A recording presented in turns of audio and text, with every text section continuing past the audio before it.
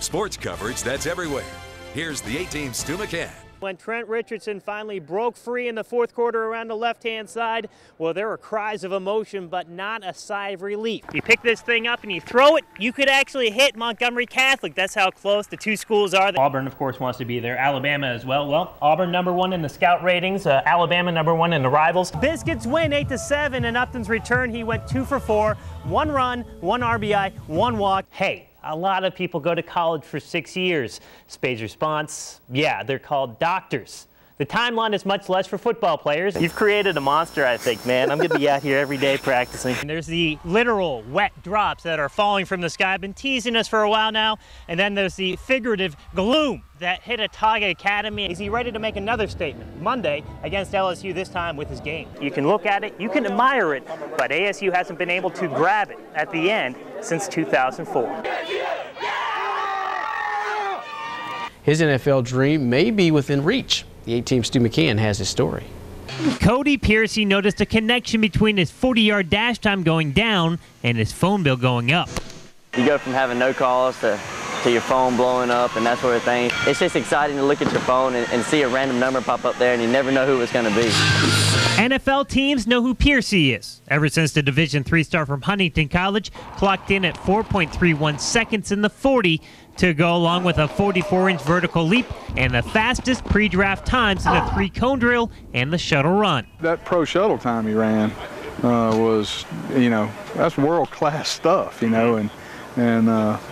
it's not what didn't happen by accident. Hawks coach Mike Turk watched Piercy run past defenders the last 4 years, but the wide receiver didn't hit his top speed and top times until he began working out at Montgomery's Warehouse Performance Gym.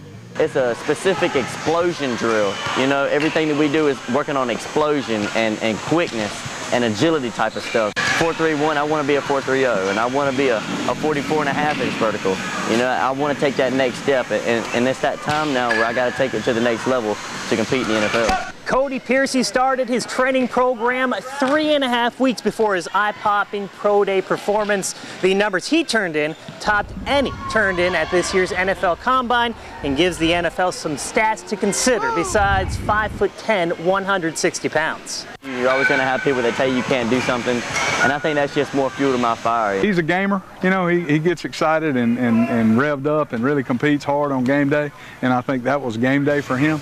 Piercy had plenty more game day experiences the last month. He's worked out for almost half the NFL. Every time out is an opportunity, and those chances are becoming as frequent as the phone call.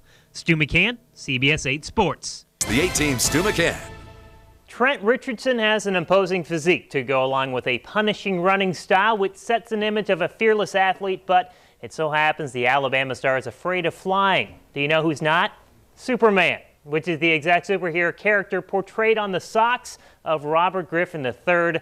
Baylor's superstar captured the Heisman Trophy Saturday night ahead of Stanford quarterback Andrew Luck. Richardson was third. It meant that the state of Alabama's Heisman run was snapped at 2 in a row, but it also made Luck the first player to finish as runner-up for the Heisman Award in consecutive years. Troy takes on 17th-ranked Mississippi State. It's the road against a ranked team, so the Trojans must take advantage of every opportunity like wide-open threes. R.J. Scott tied the game at 8 early. That gave MSU an idea. The Bulldogs began to hit every three in sight.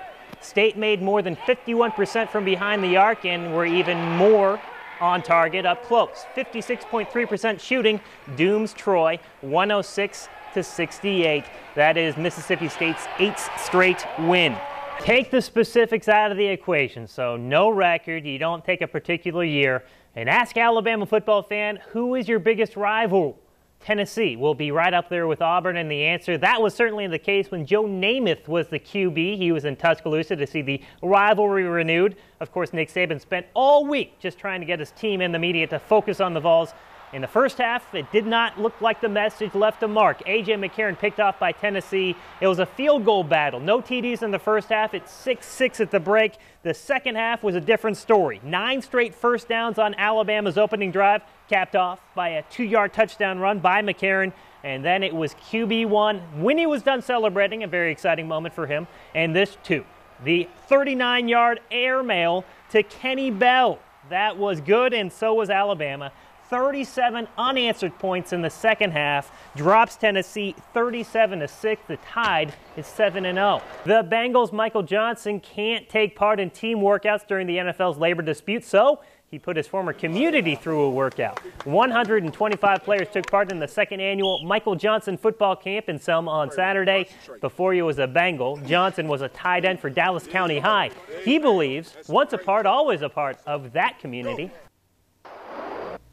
I know what it's like. Tony Stewart, Kevin Harvick, Dale Earnhardt Jr.